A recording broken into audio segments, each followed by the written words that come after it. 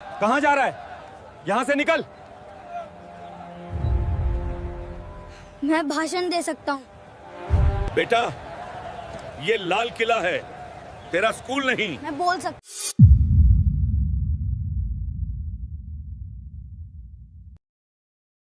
दिल्ली का लाल किला, इससे बड़ा मंच क्या हो सकता था? 26 जनवरी 2024, देश का 75वां गणतंत्र दिवस। आसमान में तिरंगे के रंगों वाली घटाएं, हजारों सैनिकों की टुकड़ियां, दुनिया भर के मेहमान और लाखों लोग जो आंखों से ये जलसा देख रहे थे। टेलीविजन चैनल लाइव थे, रेडियो पर हर शब्द सीधे सुनाया जा रहा था। देश के सारे बड़े नेता, प्रधानमंत्री से लेकर मंत्रियों तक, विपक्ष के नेता और राष्ट्रपति जो मुख्य अतिथि थे। ये मौका इतना बड़ा था कि हर नेता अपने भाषण के लिए महीनों से तैयारी कर रहा था। लेकिन सबसे बड़ा भाषण तो प्रधानमंत्री का होता है, और इस बार उन्होंने देश के सबसे प्रसिद्ध युवा भाषण लेखक और वक्ता डॉक्टर विक्रम को बुलाया था। वो लड़का जिसने पिछले साल संयुक्त राष्ट्र में भारत का प्रतिनिधित्व किया था, जिसके भाषणों के वीडियो को करोड़ों व्यूज मिलते थे। ये एक परफेक्ट प्लान था, कोई कमी नहीं छोड़ी गई थी। सुबह के 9 बज रहे थे, लाल किले का मंच सजा हुआ था, माइक टेस्ट हो चुका था, सुरक्षा की तगड़ी व्यवस्था थी। लेकिन एक चीज गायब थी, डॉक्टर विक्रम। उनके मैनेजर की कार एक्सीडेंट में फंस गई थी। वो एम्स में थे, बेहोश। कॉल नहीं उठी, मैसेज नहीं गए, सिर्फ एक ठंडा सा मैसेज आया, sorry, emergency, can make it. प्रधानमंत्री के प्रमुख सचिव के माथे पर पसीना था। ये कैसे हो सकता है? भाषण तैयार था, वो लिख चुके थे, लेकिन उसे पढ़ेगा कौन? जो भी पढ़ेगा वो विक्रम की आत्मा नहीं डाल पाएगा। राष्ट्रपति ने पूछा, कोई विकल्प? कोई नहीं महामहिम।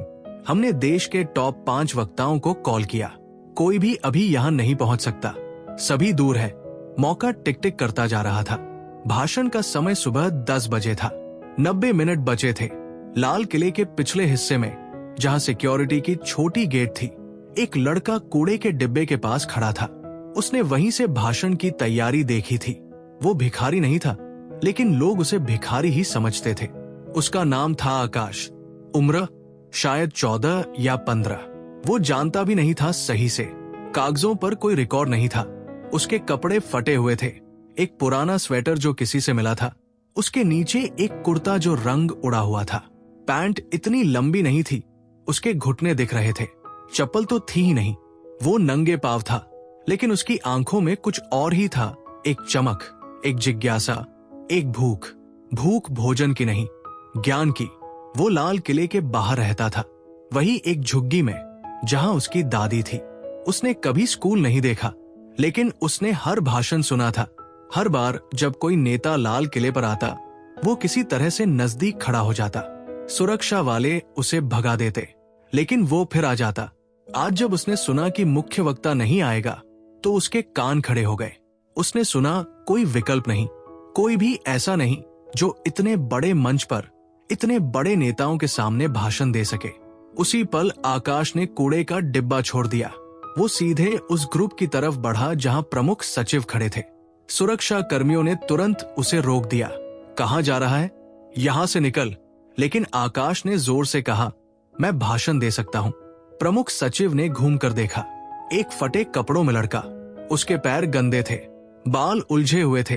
वो हंसा, बेटा, ये लाल किला है, तेरा स्कूल नहीं। आकाश ने फिर कहा, मैं बोल सकता हूं, मैंने हर भाषण सुना है, मुझे याद है। राष्ट्रपति ने आगे बढ़कर कहा, तू कौन है? आकाश ने कहा, यही नजदीक रहता हूं। स्कूल में पढ़ता है? आकाश ने सिर झुकाया, नहीं। तब प्रधानमंत्री खुद आगे आए। उन्हें देखकर आकाश का दिल धक धक करने लगा। वो तो टीवी में ही देखा था उन्हें, आज सामने थे। प्रधानमंत्री ने धीरे से पूछा, तुझे कैसे पता कि क्या कहना है?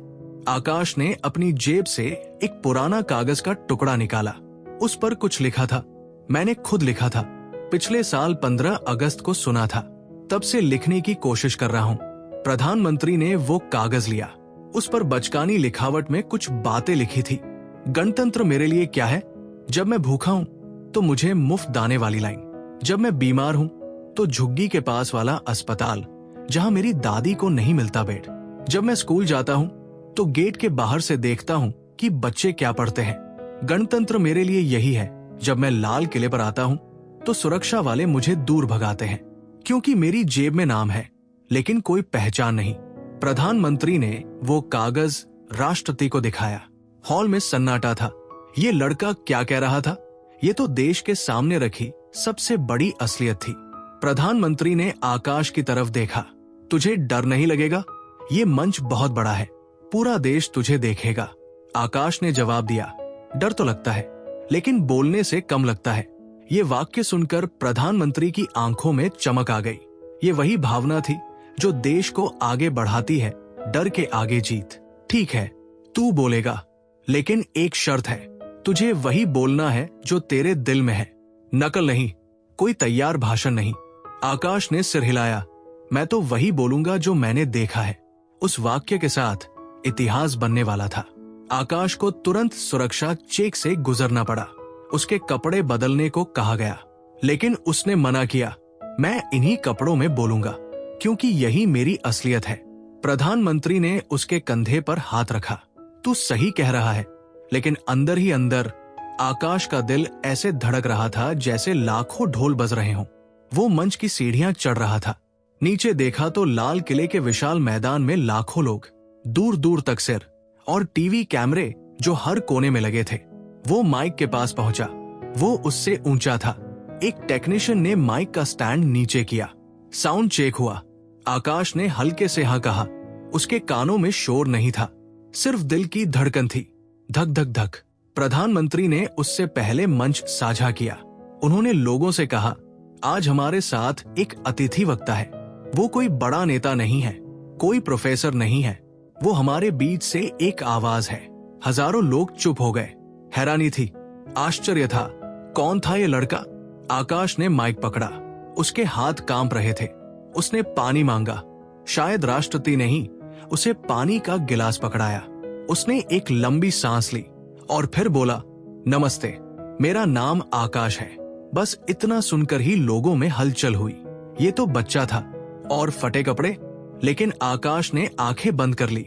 उसे लोग नहीं दिख रहे थे, उसे केवल वह दिख रहा था जो उसने देखा था। मैं आज आपसे गणतंत्र के बारे में बोलने आया हूं, लेकिन मैंने इसे किताबों में नहीं पढ़ा, मैंने इसे सड़कों पर जिया है। जब मैं छोटा था, मेरी दादी कहती थी, आकाश, हमारा देश आजाद है। मैं पूछता, दादी, आजादी क्या होती है? वो कहती, जहां कोई गुलाम नहीं। मैं कहता, तो हम गुलाम क्यों हैं?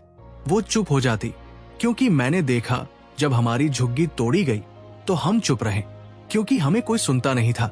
जब मैं अस्पताल के बाहर खड़ा था तो दादी को बेड नहीं मिला, क्योंकि हमारे पास आधार कार्ड नहीं था। जब मैं स्कूल देखा तो मेरे नाम की फीस थी। मेरे पास नाम तो था, लेकिन पैसे नहीं। तो मैंने सोचा, गणतंत्र क्या है? क्या ये सिर्फ एक दिन जब हम झंडा फहराते हैं? क्या ये सिर्फ एक भाषण है जो कोई लिख कर देता है? क्या ये सिर्फ एक छुट्टी है? वह रुका। पूरा लाल किला चुप था। लाखों लोगों की भीड़ में कोई हिला नहीं, सिर्फ उसकी आवाज गूंज रही थी। नहीं, गणतंत्र वो नहीं है। गणतंत्र वो है जब एक सड़क का बच्चा भी कहे, मैं भी इस देश का हूँ। गणतंत्र वो है जब एक भिखारी की दादी को भी वही इलाज मिले जो किसी अमीर को मिलता है। गणतंत्र वो है जब मेरा नाम सिर्फ कागज पर नहीं, किसी की सोच में भी हो। आज आप लोग यहाँ खड़े हैं, आपके पास गाड़ियां हैं, बंगले हैं, पद है, लेकिन मेरे पास क्या है? सिर्फ आवाज। और आज मैंने सुना कि बड़े वक्ता नहीं आए। क्यों? क्योंकि उनकी कार एक्सीडेंट हुई। और मैं सोचता हूँ, क्या हमारे देश में सिर्फ कार वालों की ही आवाज सुनी जाएगी? ये सुनकर मंच पर बैठे नेता शर्मिंदा हो गए। प्रधानमंत्री ने आंखें झुका ली। मैंने सुना है, संविधान में लिखा है सबको समान अधिकार, लेकिन मैंने देखा है कि जब मैं संविधान की कॉपी मांगता हूँ तो कोई देता नहीं, क्योंकि मैंने पैसे नहीं दिए। संविधान तो मुफ्त होना चाहिए, है ना? आज मैं यहाँ इसलिए नहीं आया कि मैं कोई बड़ा नेता बनना चाहता हूँ। मैं यहाँ इसलिए आया क्योंकि मैंने सुना कोई वक्ता नहीं है। और मैं सोचता हूँ, क्या हमारे देश में भाषण सिर्फ डॉक्टरेट वाले ही दे सकते हैं? क्या गणतंत्र सिर्फ पढ़े लिखे लोगों का है? अगर ऐसा है तो मैं गणतंत्र नहीं चाहता, क्योंकि मेरे दादी ने कहा था, आजादी में सब शामिल है। तो गणतंत्र में क्यों नहीं? मैं आज आपसे कुछ नहीं मांगता, ना पैसा, ना घर, ना कपड़े। मैं तो वैसे भी फटे कपड़ों में रह लूंगा, लेकिन मैं मांगता हूँ, क्या आप मेरे लिए एक छोटा सा गणतंत्र बना सकते हैं, जहां मेरा नाम भी किसी लिस्ट में हो, जहां मेरी दादी को भी वही दवाई मिले जो आपको मिलती है, क्योंकि यही तो असली गणतंत्र है, जब हर आकाश को आसमान मिले। और ये कहते ही आकाश ने माइक नीचे रख दिया। उसके हाथ कांप रहे थे। उसकी आंखें खुली तो उसने देखा पूरा लाल किला खड़ा था। लाखों लोगों में से कोई बैठा नहीं था, हर कोई खड़ा था। और तालियां ऐसी जैसे बारिश हो रही हो। प्रधानमंत्री खड़े हो गए, राष्ट्रपति खड़े हो गए, हर नेता, हर मंत्री, हर सैनिक खड़ा था। आकाश को लगा जैसे उसके सीने से कोई भारी पत्थर हट गया हो। प्रधानमंत्री ने माइक लिया। आज मैंने सुना है वो जो मैंने कभी सुना नहीं। मैंने सुना है कि संविधान जिंदा है। ये लड़का आज हमें शर्मिंदा कर गया, इसलिए नहीं कि उसने कुछ गलत कहा, इसलिए क्योंकि उसने सच कहा। राष्ट्रपति ने आकाश को अपने पास बुलाया। तू क्या चाहता है? आकाश ने सोचा, पैसा, घर? नहीं। उसने दादी को याद किया। उसने उन बच्चों को याद किया जो रोज स्कूल के बाहर खड़े होकर देखते थे। मुझे सिर्फ एक चीज चाहिए, उसने कहा। क्या? मैं चाहता हूं कि जो बच्चे आज भाषण सुन रहे हैं वो कल स्कूल जा सके। जो बच्चे आज जुग्गी में हैं वो कल कह सके कि हमारा भी गणतंत्र है। राष्ट्रपति ने प्रधानमंत्री की तरफ देखा। प्रधानमंत्री ने कहा, तो यही होगा। आकाश के नाम से एक ट्रस्ट बनाया जाएगा, जहां हर उस बच्चे को शिक्षा मिलेगी जिसका नाम किसी लिस्ट में नहीं है। आकाश की आंखों में आंसू आ गए। वो रो पड़ा। ये आंसू डर के नहीं थे, ये आंसू शुरुआत के थे। 3 महीने बीत गए। आकाश अब लाल किले के पास वाले सरकारी आवास में रहता था। उसकी दादी का इलाज एम्स में चल रहा था। उसे स्कूल में दाखिला मिला था, लेकिन सबसे बड़ी बात, उसे एक आवाज मिली थी। राष्ट्रपति ने उसे अपने भाषण लेखक के साथ काम करने का मौका दिया। प्रधानमंत्री ने उसे हर महीने एक बार मिलने का वादा किया था, लेकिन आकाश के अंदर वही डर था, कहीं ये सपना न टूट जाए। एक दिन जब वो संसद भवन गया तो वहां कई नेता उसे घूर रहे थे। कोई कह रहा था, यही है वो भिखारी लड़का। कोई कह रहा था, किस्मत देखो, एक दिन में स्टार बन गया। लेकिन आकाश को ये बातें नई नहीं लगी। उसने यही सुना था जब वो सड़क पर गाता था, जब वो कूड़ा बीनता था।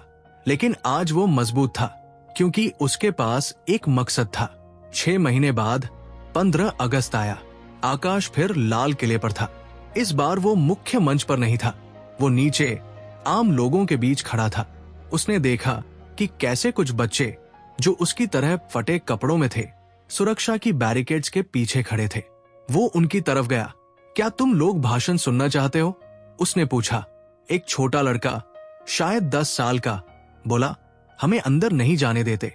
आकाश ने मुस्कुराया, तो हम यहीं से सुनेंगे। उसने अपना फोन निकाला। उसमें एक ऐप था जो सीधे प्रसारण दिखा रहा था। वो बच्चों के बीच बैठ गया और भाषण सुनने लगा।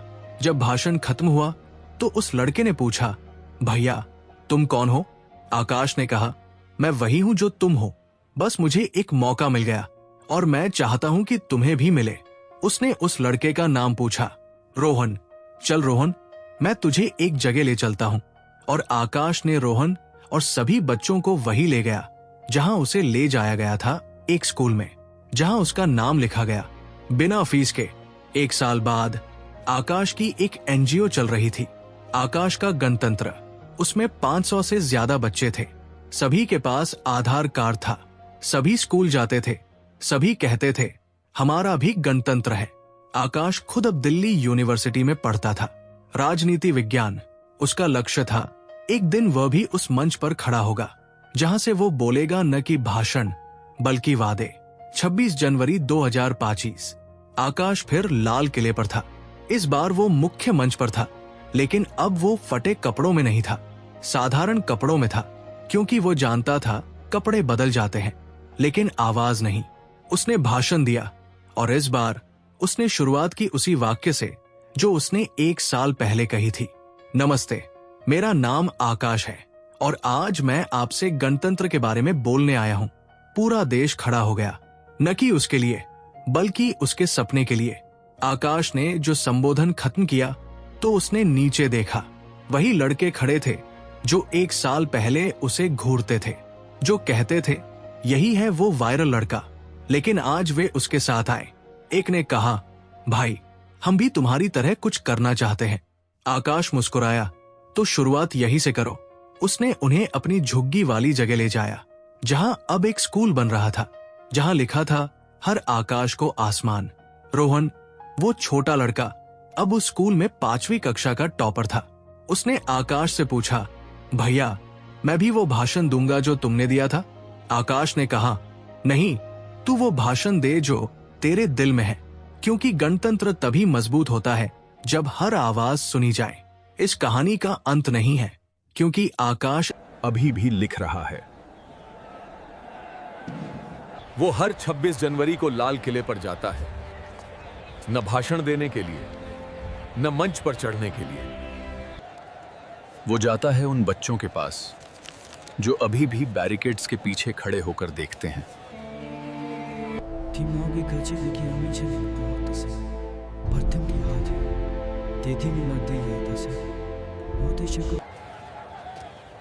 अगर तुम्हें लगता है कि तुम्हारी आवाज कोई नहीं सुनेगा, तो ये भाषण तुम्हारे लिए है। क्योंकि कुछ कहानियां यहीं खत्म नहीं होती, वे यहीं से दूसरों के लिए शुरू होती हैं। ये कहानी उन सभी आकाश को समर्पित है जो अभी भी आसमान की तरफ देखते हैं, क्योंकि उन्हें विश्वास है कि गणतंत्र उनका भी है। आपको ये कहानी कैसी लगी कमेंट में बताइए, और अगर आपके आसपास कोई ऐसा आकाश है जिसे आसमान चाहिए, तो इस कहानी को शेयर करें।